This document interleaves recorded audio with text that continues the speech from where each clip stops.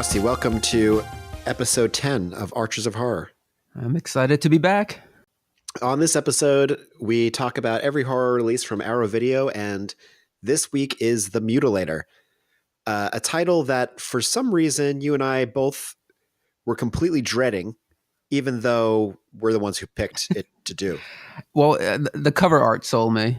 The packaging was done really well by Arrow, so there was kind of a turn on. A turn on, you sick fuck. I have just never loved slashers, and I was really dreading this. And we haven't talked about each other's feelings about this movie. We're going in blind. We're going in blind. But do you know what I could tell you about my feelings about this film? I wonder if they're the same as mine. I have no idea what you're about to say. I bet it's exactly the same, because it's a bit like I was driving over here today, and I was trying to think of what I should listen to get me in the right mood. And I put on this 8-bit playlist on Spotify. And first of all, I don't even know if I've ever listened to the Dr. Mario theme, but have you ever listened to that? It is completely rocking. I highly recommend it.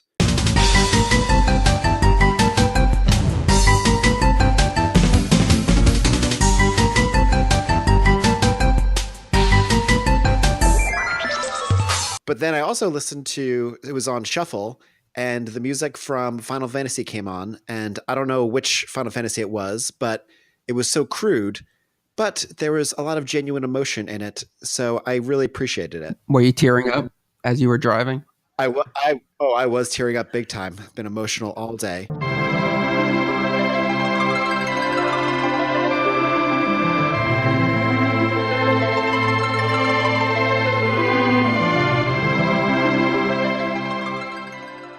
And but that kind of was what I feel about The Mutilator, specifically what I feel about The Mutilator special features. I kind of hated this movie.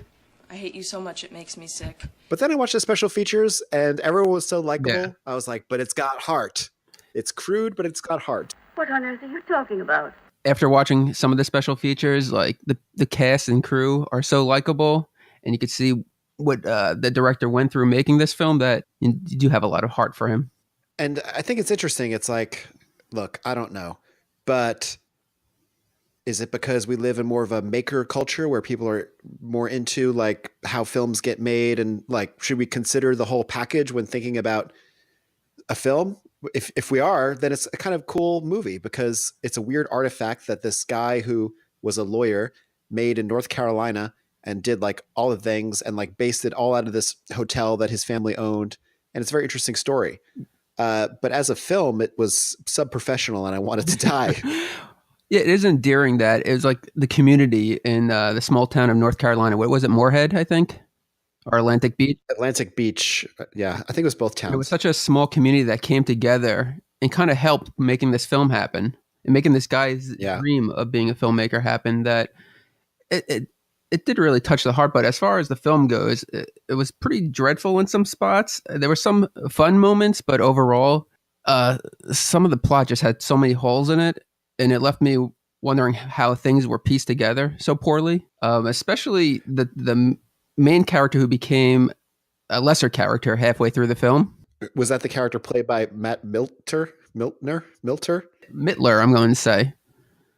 Mittler. Yeah, that sounds about right. But yes, that character. Well, do you want to say who the character is, I guess? Yeah, he's the son of the murderer. Yeah. We can get through this.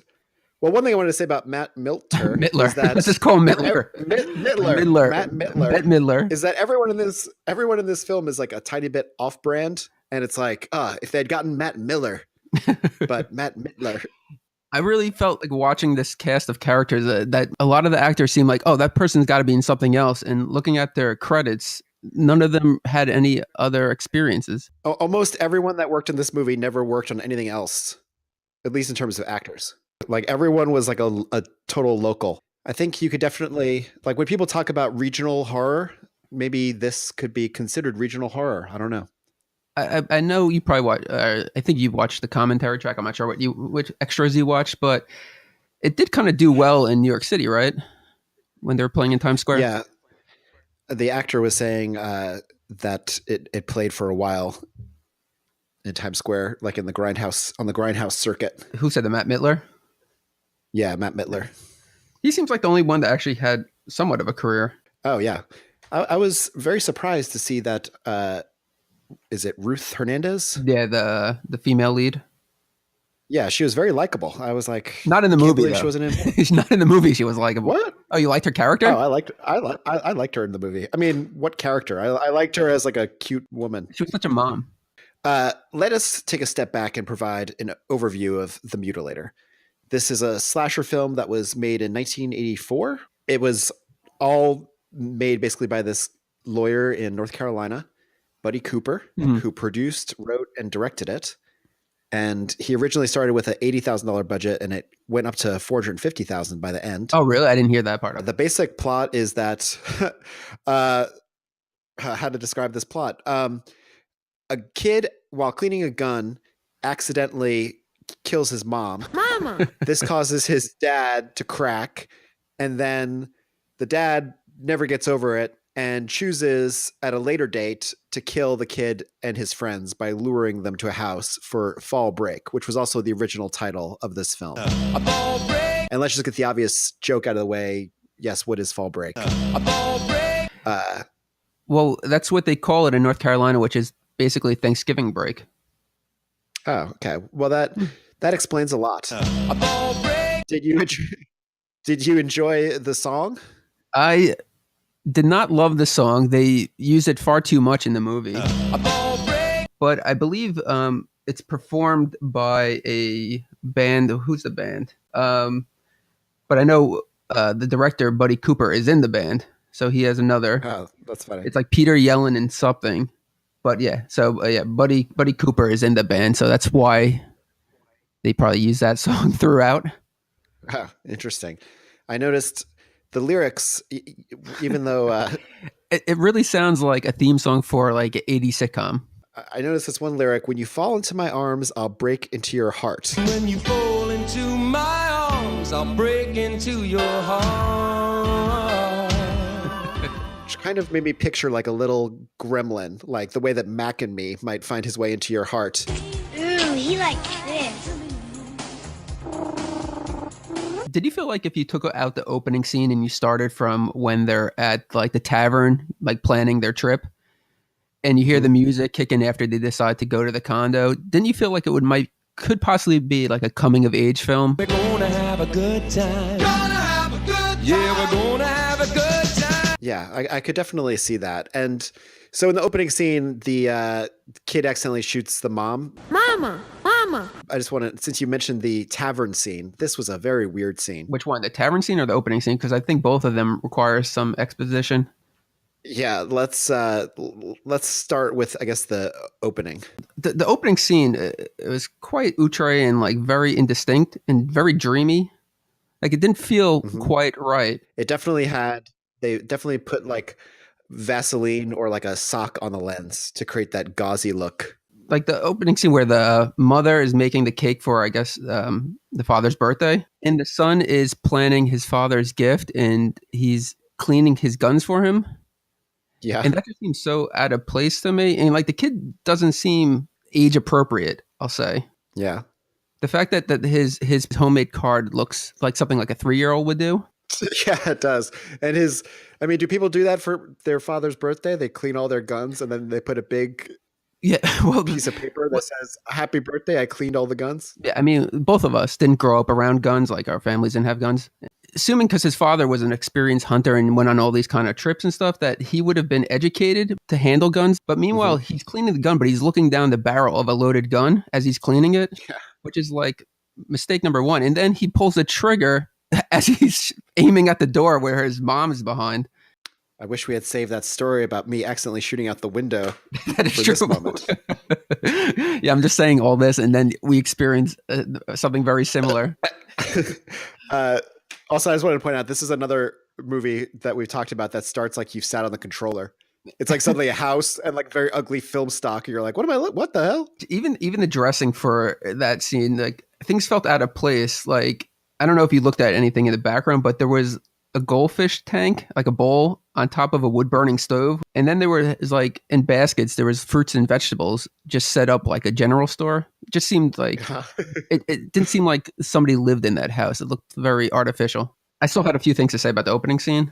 I just wanted to talk about the father's reaction. That he comes home and his first reaction is to push his son over, hit the son, grab the gun, and threaten the son to shoot him, and then pull his dead wife into a room and have drinks with her. Yeah, he pours whiskey down her dead throat. Yes, trying to revive her. I mean, a touching tribute. I feel like he was almost cracked before that moment. He must have been. Did he even have any dialogue? I mean, and obviously in the tavern scene, he spoke to his son, but we didn't hear any of that. But other than that, I don't recall any dialogue. Well, I don't want to correct you here, but I don't think he talked to the son directly, because the one line of dialogue we hear the son say is like, "My dad said what?" Oh, okay, you're right. It seems like he's getting a secondhand message. Yeah, you're right.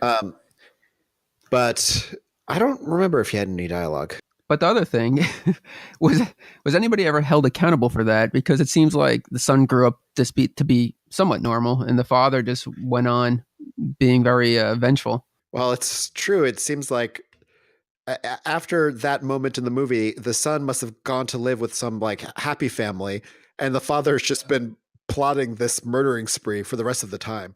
Because the son when they cut to the son, you're like, oh, is he going to turn out to be the other killer? But he was relatively normal. He was just like a normal kid. He was like, I made a mistake once. Yeah, I really the whole movie was set up that there was going to be some kind of twist, and there wasn't any. Didn't you think the son was going to be connected somehow? At the end, there's a very extended moment in the car where it's kind of like the pacing of the film gets really weird. Yeah. And I was like, oh, this is getting ready for the son to be like, I'm the other killer. I really thought that never happened. I actually paused it and said to Jen, all right, here comes the twist. And then I unpaused it and nothing. Then you know what happened. We'll get to that. But it's like, all right. A little unorthodox with how that went. Jesus Christ. It's my dad. Yeah, and there were so many things he did that was so shady. Like when Ruth is like, or what's her character's name? Pam, but Ruth Martinez's character. When she's like, oh, we should contact the police about your house being in disarray, or the condo. And he's just like, no, we'll wait until morning. Oh, yeah. Okay, he knows about the murdering spree that's about to happen. What went there? One of my dad's favorite things, his battle axe. It's not there now. No shit. It's missing. He probably just took it with him. How can you be sure? Maybe it was stolen. Sometimes he takes his toys home for a while. But I think that was just part of the overall weirdness of the movie, which never reaches a high art blood rage kind of thing. No, I felt but definitely seems like a weird movie. At times I felt like, okay, this is like blood rage, but without the entertainment. Yeah, that's well said. Victims, young virgins, were shot with arrows, or sometimes beheaded. And it even had one of those lines of this is definitely not cranberry sauce. When Matt Mittler says, I've got a bad feeling about this. I got a bad feeling about this. Yeah, that's true. It's almost can be considered part of the Star Wars universe because of that. I got a bad feeling about this. Oh, before we really get into it, I wanted to point out something interesting I discovered about Buddy Cooper. Did you look at his IMDb page? No, I didn't. Okay, so Buddy Cooper was a lawyer who, financed this movie, made this movie, and the only other thing he ever did, 10 years later, he was a boom operator on a movie, which it would have been weird enough if he was just a boom operator on a random movie 10 years later. But he was a boom operator on a short that was directed by Darren Aronofsky. Oh, and that's really? his only other credit. What is that all about? Well, from this extra feature I watched, he did show interest in making a sequel to The Mutilator. I watched the same one because I really have come to... And hey, this is good to talk about on Arches of Horror. Not that we are endorsed by Arrow, but I really have come to love their documentaries. So I had to watch the documentary. I'm almost impressed that they're able to track some of these people down because they just seem like they live such ordinary lives, out of any kind of spotlight or social media or anything. Ruth Martinez seems like she said she's a teacher now, right? Yeah. She just seems like she lives such a normal lifestyle. Yeah. They do a great job of... The documentaries all kind of capture the heart of it, in the way that I bet if I watched old Criterion DVDs, probably those special features don't have that same kind of appeal. Right. But good job by Ewan Cant, the producer, director, editor, who I can't believe I've noticed this, but I noticed that previously on other ones we've talked about, he was the producer. So stepping up to the director's chair, Ewan Can't saying Ewan can. Did you write that joke down, or was that natural? No, I didn't. No, that was a death spiral that I was trying to claw my way out of. But I do think it's a good feature. And I looked at his IMDb page, and lots of credits like this. So Ewan, keep up the good work. Now, just to backtrack, when you mentioned that the budget spiraled out of control, where he raised 86,000 or 85,000, and it spiraled. He started with 86, and it wound up to 400 and what? 50. Where did he get that money from to keep going? Well, he maxed out credit cards. He took loans from the bank. That's the way to do it. He made a comment during the documentary where he was like, "This has been like one of the one or two most important things in my life." And, one, just in terms of what it's meant to me. And number two, like the impact it had, because it didn't do as well as I thought profit wise. So I wonder if like that had a huge, because back then that's probably like $1 million. Yeah. So maybe this guy's been in debt forever. Just because you make a bet doesn't mean that you have to lose all your money. It seems like a lot of the cast and crew holds this film very close to their heart, in the sense that they specifically said that it was the number one or two things that happened in their life. Jack Chatham and I think one of the special effects artists said the same thing. Yeah, Mark Sjostrom, who went on to a lot of other things like Nightmare on Elm Street 2 and 3, Phantasm 2, Star Trek Voyager, I think, Deep Star 6, Evil Dead 2. Actually, I think he was a ton of guys on Evil Dead 2, but I think he was the lead guy, but I might be wrong about that. Sorry, kid. I don't believe in fairy tales. It seemed like they formed quite a bond over such a short period of time. They shot the film in 29 days? Yeah. It seems like they formed some lifelong friendships, a few of them said. Oh, yeah. I don't know if they just say that. Do people say things like that, or is it true? I bet it's true.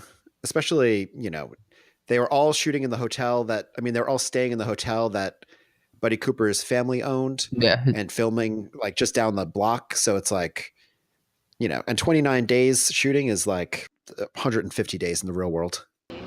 It's okay. It's all over.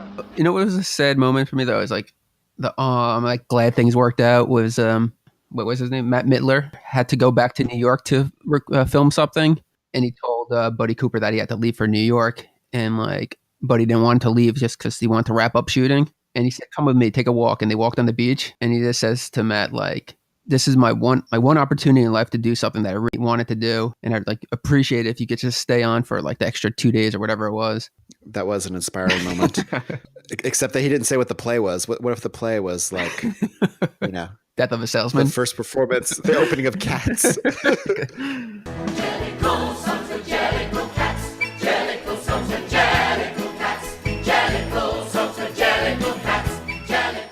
However, if we could jump back to that opening tavern scene after the first death, where the dad is completely cracked and set up as Big Ed, the killer. I got a bad feeling about this. Before we jump to the tavern scene, can we just briefly go over the cast of characters? Because there's 6 kids, and Big Ed, the murderer, the mutilator. So there's like 3 couples, I guess you would say, right?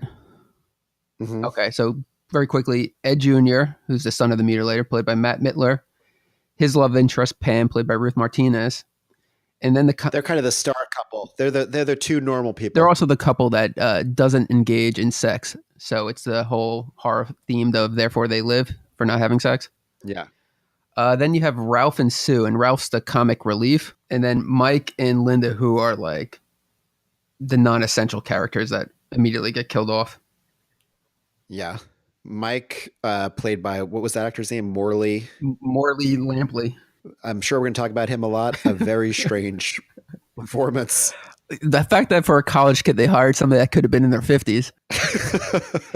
He kind of reminded me from Miracle Mile, the helicopter pilot. He did look like a skinnier version of the helicopter pilot, like a less ripped, but still big. Wasn't that guy also in Terminator? One of the punks? Yeah. Wash day tomorrow. Nothing clean, right? No, this was Morley's only role, like so many others in this film. It's hard to believe he quit acting after doing The Mutilator based on that performance. And then his girlfriend is who? Linda, played by Frances Raines, who was in a few lesser known B movies. I guess the only one that maybe people would know would be Breeders. And she was also Claude Rains' grandmother.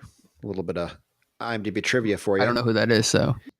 Claude Rains, Just made it up anyway. He's the guy from Invisible Man, and like I think he's in Casablanca.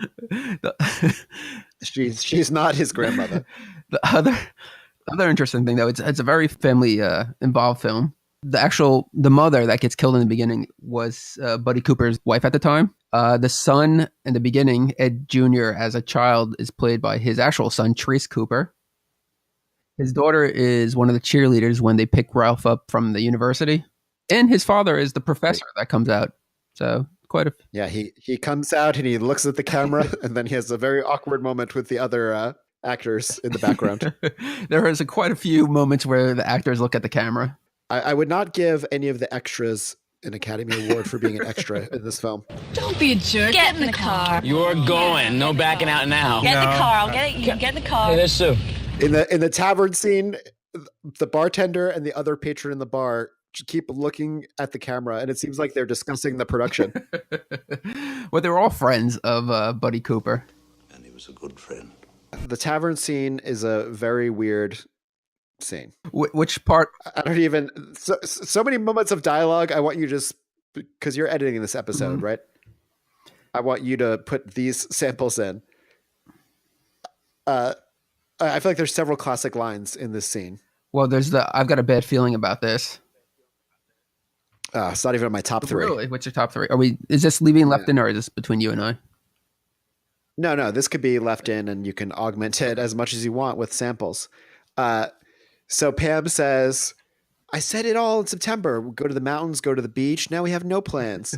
And then Morley's character goes, why don't you make some reservations? Go to the beach. Go to the mountains. Do something. So don't say I didn't tell you so. Well, why don't you make some reservations? But like the way he says it, it's like it's impossible to see. Like he seems like a weird malfunctioning robot. I think my favorite is Linda's delivery, her line. Oh yeah. Do you want to say that one? This is the defining line of the film. I'm going to set a new high score on the video machine. I'm going to set a new high score on video machine. I'm going to watch. I've never once heard a person call a arcade game or a video game a video machine. To know it so well that you're going to get a high score, but you don't even identify it by name. Also, she seemed weird about delivering that line because she was blinking like crazy. Yeah, and the way she enunciated high score. High score? Well, she left out kind of on the video machine, so it was like high score on video machine. Yeah. But what's the other lines that you have? Well, one moment I thought that was funny is that like when they make like a disparaging comment about redheads. I mean, all my life, the creeps ignored me. Treated me like some red-headed bastard. And what's the funny guy's name again? Ralph, played by Bill Hitchcock. Ralph is like, guys, and then he points to his hair and they're like, oh, sorry. And I'm like, but his hair's brown. I mean, I know there's a lot of people who say they have red hair, but like you look at him and you think it's brown hair. It's chestnut. It's a nice chestnut. But that is pretty brown hair. We see him in a variety of lighting. I would never say that was red. Mm-hmm. Yeah, I mean, what did you think of Ralph as comic relief? Virgins, huh? Well, at least we're all safe. And he was also one of the last actors to be cast, right? Yeah, he was cast the day before shooting, or a couple days before shooting, like the day before, and it was because I think did he walk into the office and he was like, "You should cast me" or something. There was a funny story about him. Well, he walked into the office and he had a deck of cards, I think, with him, and he was doing magic tricks, and he impressed them with doing magic, right? Yeah, and he's just like, well, because Buddy Cooper's like, and he could do all these tricks. He was making the cards dance, and he was spinning them around in the air, and I had to hire the guy. I will tell you something. This is completely true. In my first movie, Armie Hammer was in it, and I was the one who pushed for him to get cast. Not that it impacted his career at all, except negatively, but because he did magic tricks in the audition, like when it was like a lunch thing, and when no one else was looking, he was like, "Ed, you want to see some magic trick?" And he just showed me some card tricks. And I was like, oh, that's so awesome. This guy's so cool. And then I kept being like, Armie's the one who should be in this movie. Armie should be in this movie. And then he became a big star and no one ever knew, you know. Well, it's not like that launched him, but magic tricks, they go a long way. It's magic till you know how it works. Nobody wants to see how you do it. I'm actually with you. I'm still a kid at heart. I'm still impressed by magic tricks. And you know what's funny is that he gave me the number of his magic teacher. He had like a magic teacher, and he gave it to me in 2007, and I didn't have the guts to contact this magic teacher until 2016. I kept putting it off. And then finally I was like, I'm ready. I could do it. And I texted the guy and never got a response. You have the potential to be a great sorcerer. Another weird thing about that scene is the moment when Ed Jr. gets the call and he's like, just doesn't believe it at all. And he's like, there's no call for me. And it's just it's like, why would there be a call for him? Hey, Ed, you have a telephone call? Right. No, seriously, you have a telephone call. Well, what do you know? Ralph said what he meant for a change. So he gets the call, which is to come to his father's place and help close it up for the winter, I guess. Here's a question about the film. I think I wrote down some questions, so I wonder if it's the same one as mine. Why do they keep calling it a condo when it's clearly a house? It is clearly a house. I thought you were going to say, how do they know where to find them? Oh, he's always at that bar.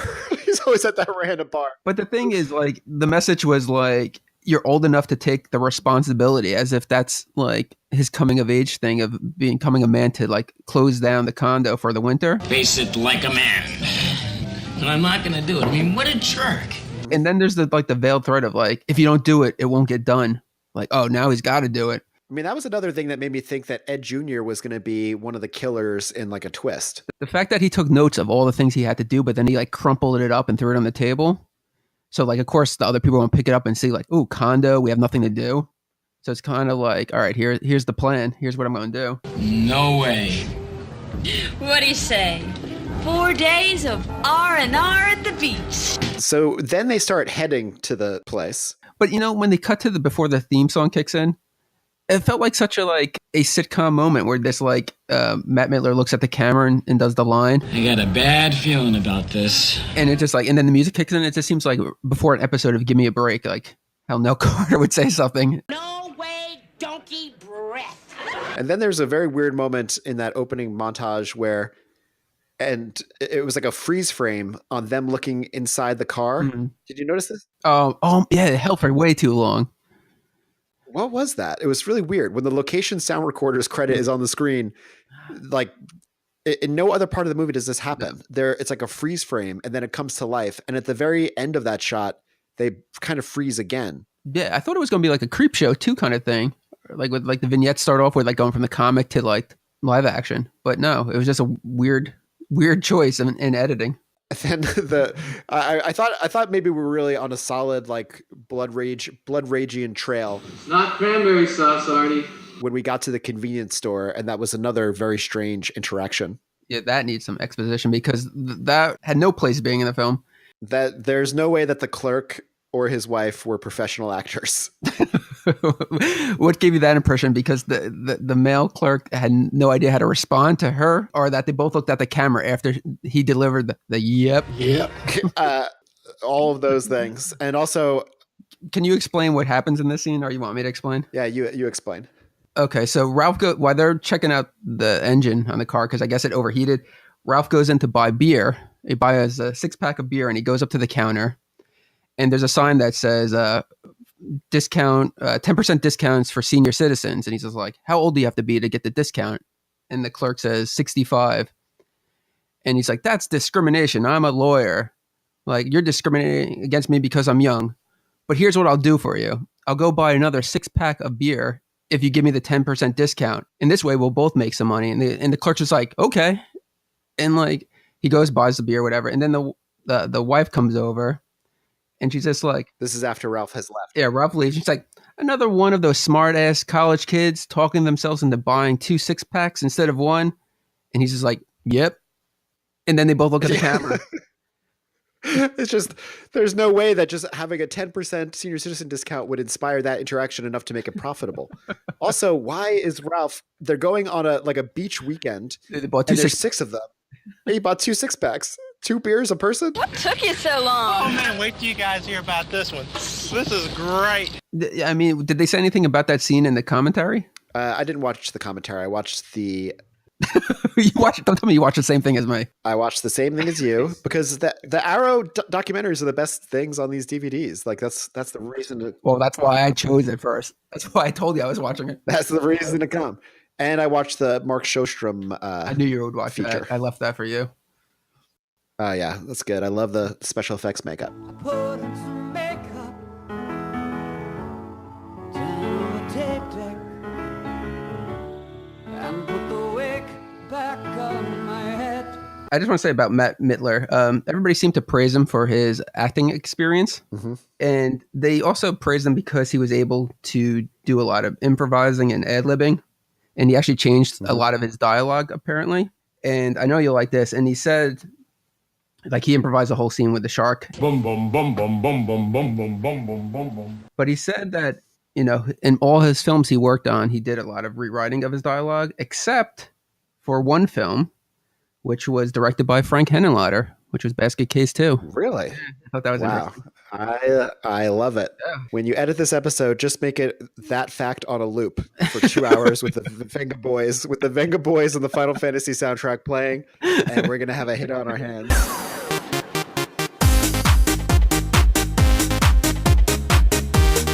So then, from the convenience store, unless there's something else I'm forgetting, they go to Ed Jr.'s father's place.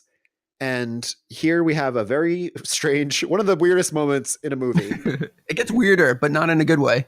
No, not in a good way. It's like everything's too understated to really, I don't know.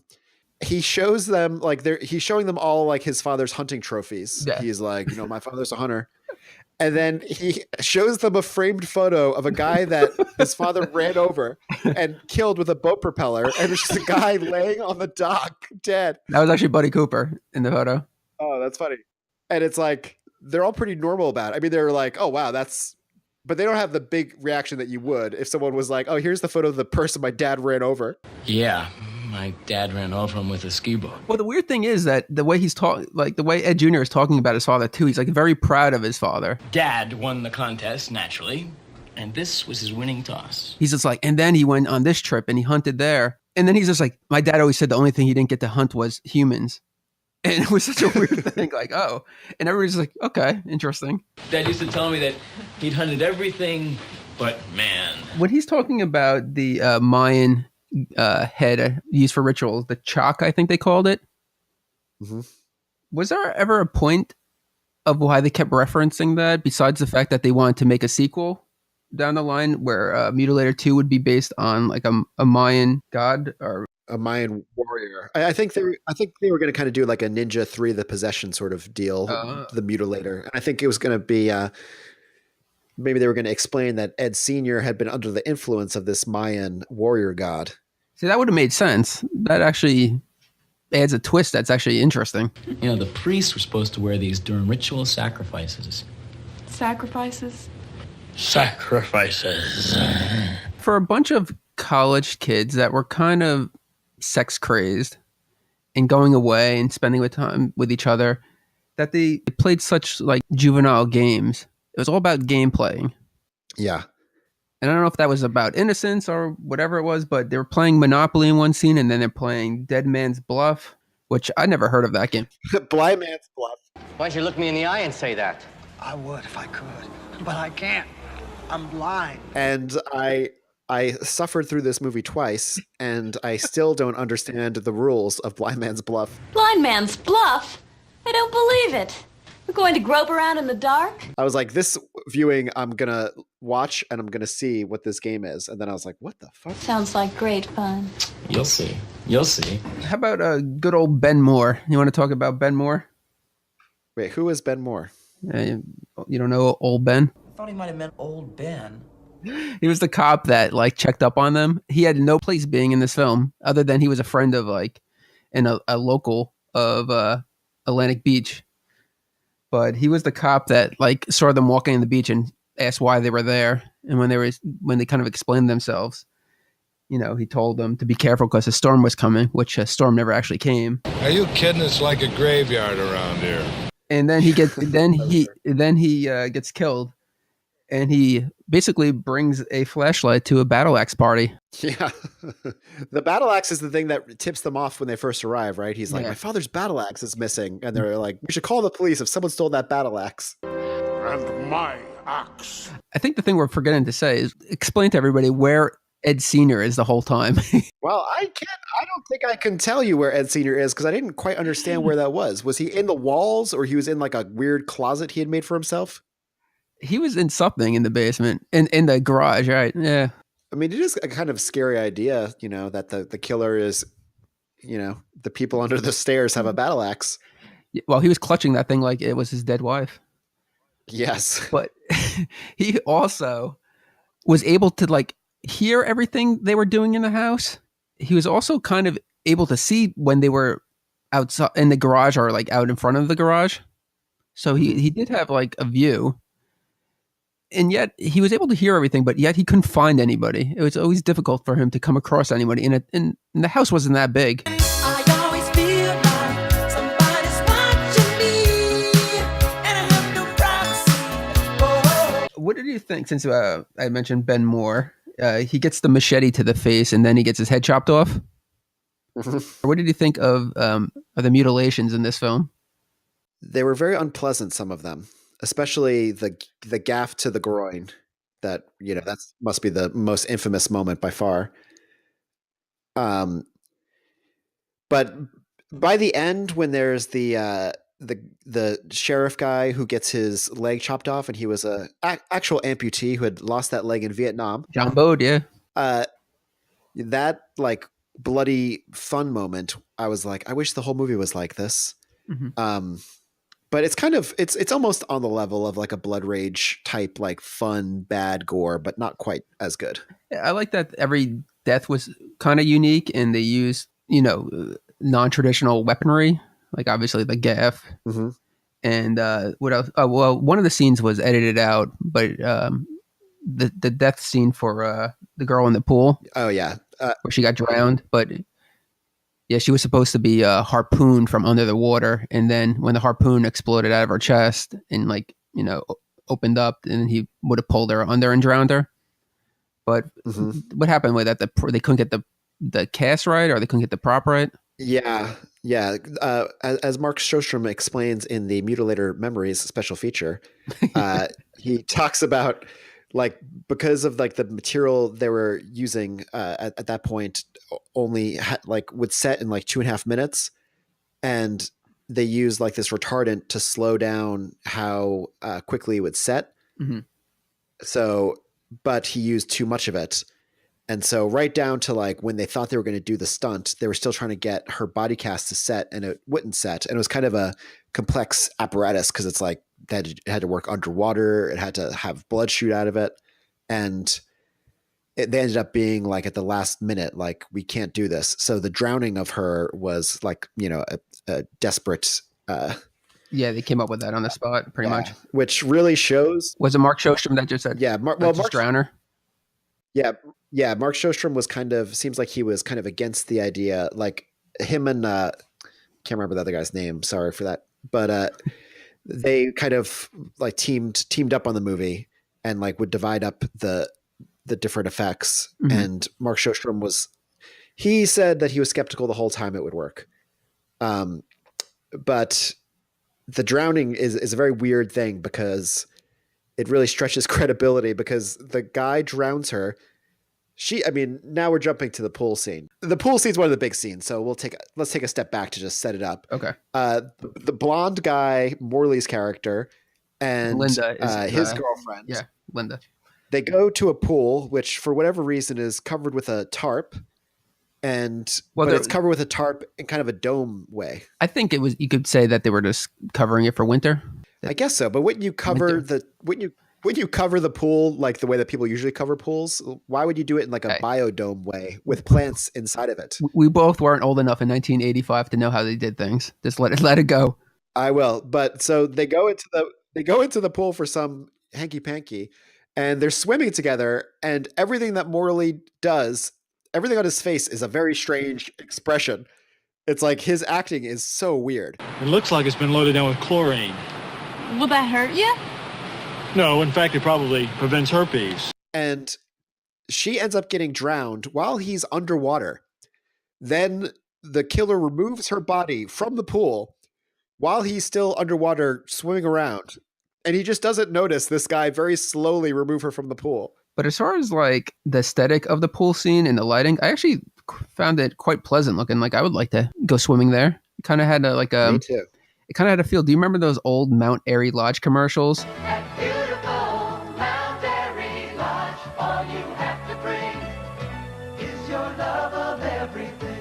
Yeah. Yes. It kind of had a feeling of that, and I was just like, oh, I would go there for a weekend and get the hot tub, the heart shaped hot tub in the hotel room. Oh yeah, and after a movie filled with kind of very basic scenes with like white walls in the background that just feels kind of ugly. Yeah. When we got to the pool, it was like hitting the tennis court in blood rage. It really was. By the way, that condo was hideous. Everything looked gross in there. What a dump. Oh yeah. It did look like a weathered beach house. So much of that pool scene had the weirdest dialogue. So much dialogue in this movie was just weird and unnatural. I'll give you a few examples of dialogue in the pool scene. Maybe you'll just want to play samples, but for instance, Linda and Mike, the weird blonde guy played by Morley, are going into the pool house, the pool tarp, and Linda says, "Maybe this is where he keeps the mask of the sun god Zeus." And Mike goes, "Maybe this is where he keeps the mask of the moon god Goose," and grabs her butt. Hey, maybe this is where he keeps the mask of the sun god Zeus. Yeah, or maybe this is where he keeps the mask of the moon god Goose. And then it's innocent. Nothing wrong with that. He picks up. So like all of the dialogue in this movie feels like dialogue that would never be said in real life. No. He picks up. Like the rubber pants, whatever that fishermen wear. And he says, I forgot about that. He says, "How do I look as a fisherman?" Not bad, but your rubbers are too big. That's the first time you've ever said that. And I'm like, what is that? What does that even mean? He always like fits into condoms, and so that's good. He's got a good dick size, is what he's saying. But did you notice that when they were actually stripping down to go skinny dipping, how long did that scene take for them to get out of their clothes? It was actually watching somebody undress from like the kneecaps down. This movie, every scene, every shot should be like 12 frames shorter, at least. Even her the editing was weird. Yeah, even her drowning, because it was done in slow motion, and we got the point within the first like 10 seconds. We didn't need another 10 seconds of it. They really should have. It seemed like midway through the movie, they're kind of like milking to get more running time. And I was like, this would have been better in the early going, some fun scenes where they're getting to know each other. But like, it's just weird that they're going for a walk where something bad's going to happen. And like the walk is just done in like real time. Now this is getting interesting. Do you remember when Ed Jr. picks up the skates egg? He's like, look at that. Oh yeah. I didn't know what they were called. I didn't even know what they were. Like I've seen them on the beach, but I didn't know what they were. And apparently they're called like devil's pocketbooks or something, or mermaid purses. That's a skates egg, sometimes called devil's pocketbook. But before watching that movie, Jen randomly said to me about how she would see skates eggs at the beach when she was a kid. And I was just like, what's that? And she explained it to me. And here's the movie. God. Yeah. And that's just a pure coincidence. We need to contact Buddy Cooper, and we need to make Mutilator 2 happen. We got to max out our credit cards. I'm willing to do that. Do it. Do it. Did you find that Ed Jr. was a good guy when she said, if they don't have sex, will you still like me in the morning? And he says, if we don't have sex, I'll still like you tonight. And I thought, he's just a good guy. Well, the full line was, I'll still like you tonight, but the morning we'll have to see. And I tried to make it better for him.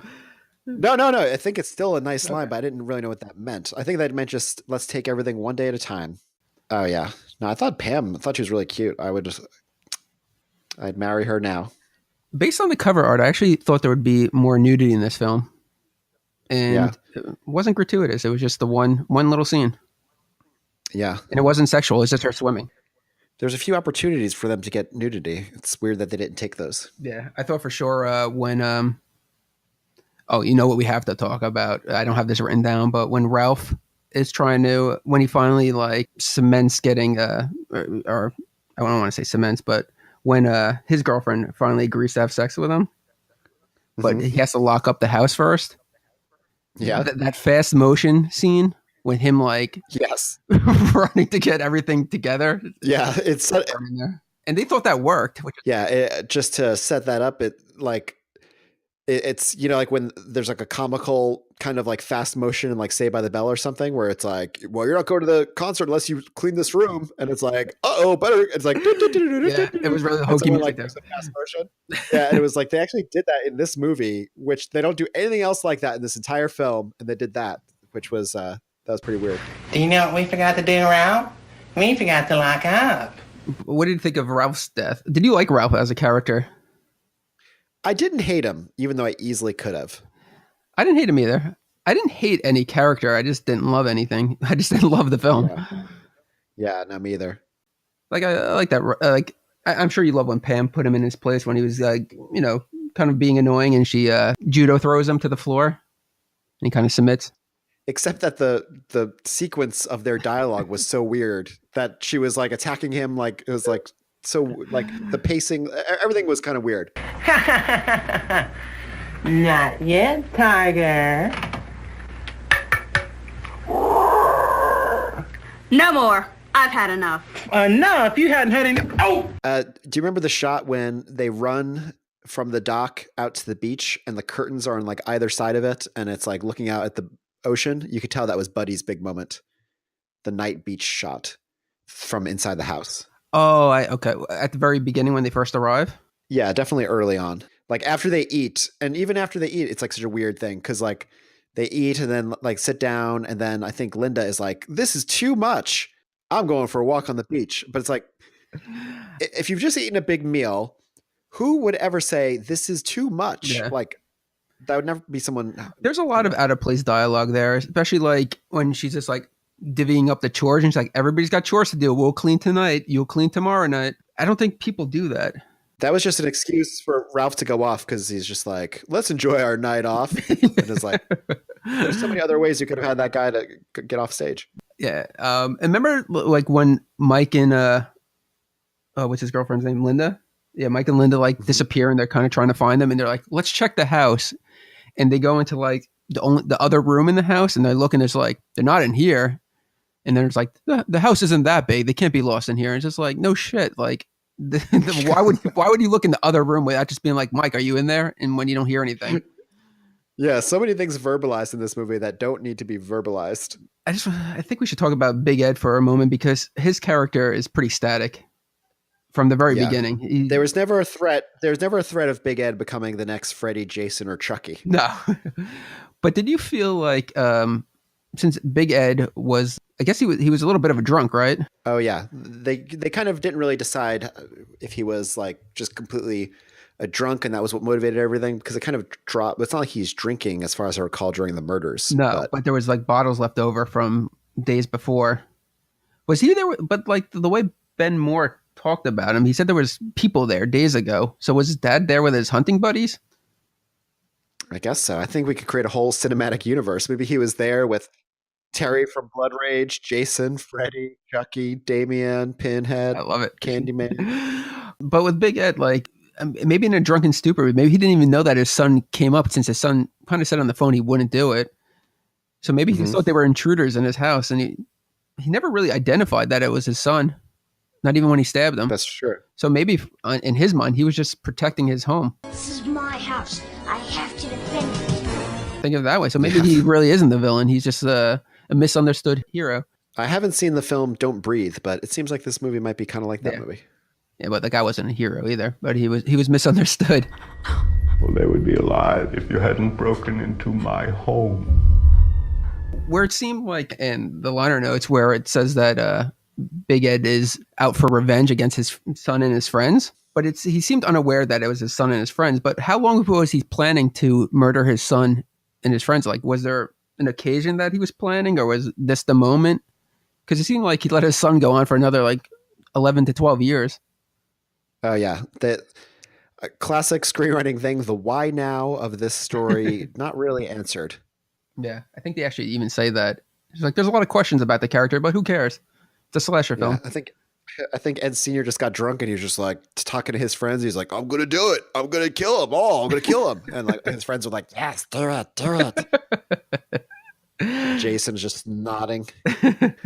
Well, before we hit the final scene, we should definitely say that the way that Ralph's girlfriend dies, can't remember her character's name, but the fishing hook, the gaff as they call it, that is a grotesque scene. That must have been what kept it playing in Times Square for so long.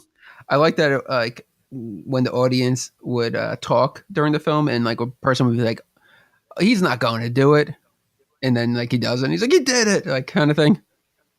But they did set it up like it was a little slow. Like he had the hook there, and they were like teasing it. And Mark Shostrom explains that as that effect was happening, like the hook caught some of like the blood-filled condom, and so it made it look even more gross. Like it looks like intestines are on there or something. And he looked up at the boom operator, who was a woman, and she was crying, and she ended up, I think, leaving the set. And then, as he says in the special feature, it's funny the way he says it. He's like, I mean, it is pretty offensive. Turn it off. Turn it off! The decapitation on that really felt like a kind of an afterthought. But I guess maybe it was kind of like harakiri. You know, it was like, okay, I did that, but then like, let's just take you out of your suffering. Mm-hmm. Yeah, she was still alive at that point. Yeah, I thought what have you done, or what have they done to Solange was pretty vile with some of those deaths. But what do you think was more gruesome? Definitely this. Really, over the 12-inch blade? Yeah, I feel this was pretty gruesome. I would not recommend anyone to see that effect. I don't think it's an effect that you would see nowadays. You would never, ever, ever see that. It was kind of weird and out of place too, because the movie, despite being a slasher, it kind of has like in its DNA like an aw shucks kind of feel. Mm-hmm. And it felt kind of innocent in some ways. And so then when that happened, I was like, sweet Jesus, what the fuck? It didn't really come out of nowhere. Mike's death, Mark Shostrom was saying that the Mark Shostrom Mutilator Memories special feature is really good. He's a very good interviewee. And the way he talks about the effects, which ones worked, which ones failed, like his feelings on them, very candidly and in relatable detail. And he talks about how Mike's death, he's like, that was like a half success, half failure.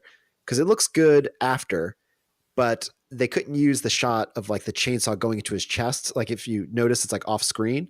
Yeah, because they couldn't get through the latex, right? Yeah. Yeah. Did you like his death? And did you like the way he convulsed and shook and tremored and everything as he was dying? Not really. Basically, the movie, people get killed one by one in some grotesque ways. And then we get to the ending where Pam and Ed Jr. are trying to escape from the island in the car. Which, of course, is flooded. She flooded the engine, so it wouldn't start. Yeah. And then there's a really weird moment where it's suspenseful. She's trying to get the car started. Suspenseful music's playing. And then I think she says, turn off the headlight. It'll save the battery. Turn off the headlight. It'll save the battery. And she turns off the headlight. And in that moment, the music stops. Like the film's music stops. Mm-hmm. But in a kind of a weird way, as if like the film score was like hooked up to the car's headlight. You're just like, what the hell? And then she immediately turns the light back on, which is funny because it's something we used to do like in our old movies where it was like, okay, turn the lights off. It's like, but you have to turn it back on. And then it's like, oh, he's gone. And then there's the final moment where he's attacking them on the roof with the battle axe, and he's attacking them on the roof with the battle axe, and they're screaming. And I just felt like, man, this is one incompetent group. That moment though had not as great, but a Halloween feel where the murderer was beaten up and on the floor, and they think that like he's dead, and they're still panicked and want to get out of there. And then she turns the headlight on again, like you said, and he's gone. And he's like, your father's not there anymore. Like the father just emerges on the roof. Yeah. And at that point, he's slowly trying to open the roof with it. And it's a convertible top, right? Yeah. Yeah. I forgot about opening that kind of tarp or canvas with his battle axe very slowly. Yeah. Everyone in like the wider shots where all three of them are in the shot, you're just like, what are you doing? What are you doing? And what are you doing? All three of you should be doing different things. Killer included. And then randomly another cop car shows up.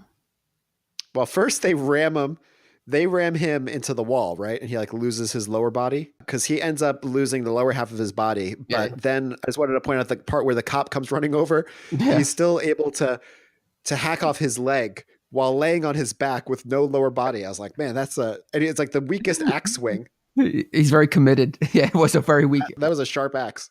Another funny thing about the ending is that originally, so this whole movie was shot on like an island, and originally the Big Ed was supposed to be killed by the town's drawbridge. And as someone was saying, I think Mark Shostrom was saying, he's like, yeah, it's like doing that effect practically. He was like, that's probably asking too much of the town. Well, somebody thought it was too graphic and went to, was it the people that operated the drawbridge? I think that was said in the extras. Yeah, I'm not sure. But they would have to shut down traffic, which was the only bridge into that island. Mm-hmm. And then also the drawbridge didn't function. That's the way they intended it to, right? It was a different kind of drawbridge. I'm not sure, but it's funny because it's like the impossible dream of like a Buddy Cooper kind of director who doesn't really know. He's like, okay, and the town drawbridge, we'll get to film the big scene there. He wrote the script in 3 weeks. What can you say? Well, did he have somebody edit the script too? Oh, he did have people help him out on the script. That was said. Yeah, and actually, I believe there was a co-director too. Was there? I know the thing in the extras I watched, they only mentioned the DP. I didn't know. I think there was a co-director because there's someone they cut to a lot, and I was like, I missed his introduction, and now I'm never gonna know. But it seemed like Buddy Cooper, he's probably in way over his head in this movie. I like how Mark Shostrom says that he wasn't a smoker, but he started smoking during the making of the movie because it was so stressful, and then it just got like worse and worse until he was like completely chain smoking, and then he quit cold turkey on the last day. It's like I picked the wrong week to quit smoking. Didn't a lot of the crew, weren't they pretty inexperienced, like fresh out of school? Yeah, there was a lot of it was a mixture of like film students that he got from, I think they said American University, maybe in Washington, DC area. And then like union guys from New York and some New York actors and some local actors. Well, you could certainly tell who the local actors were. Oh, yes, you could. I mean, the whole appeal of this movie is just that it does feel kind of handmade and like local and like a weird kind of thing that a sociologist might want to watch. But it also is not on the same level as, pretty much any other Arrow release ever. I have one more note. Okay. In the Mark Shostrom feature, mm-hmm. I just wanted to say that he talks about how this was like at the beginning of the 80s makeup boom, like The Howling and American Werewolf in London and Dune. I think he said Dune. I'm not sure. But he definitely said 2 other movies. And I was like, oh, that's cool to think about that time and like thinking about like all these new technologies they were coming up with. And he also mentions that he was somewhere with his webmaster. I thought that was a weird thing to say. He's like, I was in North Carolina with my webmaster and we went to this location. And I was like, with his webmaster. What does that mean? Okay. Am I left in the dark? I don't know what that means. No, I guess it's the guy that does his website for him. Oh, really? But it just seems like my webmaster. I didn't know you had a special bond with your webmaster. Maybe he means Spider-Man. Okay. Well, I don't have much more to say about the Mutilator. I think this might be a mini episode because we didn't really talk nearly as much as we normally do. Rusty, do you know that next week we'll be having our first guests ever on Archers of Horror? I wasn't in the meeting for that, but that's awesome. Yeah, and I can't say who it is yet because depending on schedules, it could be one of 2 movies. But I will say that Night of the Comet and Inferno are our next 2 movies, but I just don't know what the order is going to be. I'm excited. And our guest for Inferno is going to be the little boy from Suspiria. Oh, he's all grown up now. The little German boy. No, they kept him the same age. And I'm quite fond of him, and he's going to be the guest. Does he speak English, or do we have to brush up on our German? I don't know. I feel like I haven't said one funny thing this episode. All right, well, I guess that's The Mutilator. Not a ton to say about this movie. Rusty, would you recommend people see The Mutilator? I would tell them to listen to our podcast, and that would be about it. I would say watch the Arrow, the Fall Breakers thing. Yeah, I would say buy the Arrow film as a cool shelf item. It's cool artwork. And the bonus features are, or at least the Fall Breakers is cool to check out. Yeah, but the film itself, I could not recommend it. Poor Buddy Cooper. maybe with a large group of friends. At least when you turn up dead with a gaff through your genitals, we'll know who did it. Buddy Cooper. Oh yeah, Buddy Cooper. I'm watching you. Buddy Cooper and Steve Neal are going to team up to take me out. And Rusty, I just suggest that you end on one of Mike's immortal lines from the film The Mutilator. Guy's a fucking asshole. I got a bad feeling about this. Not cranberry sauce, Arnie. This is my boy! See you at the party, Richter! W.C. Fields, come! Macho, huh? Yeah.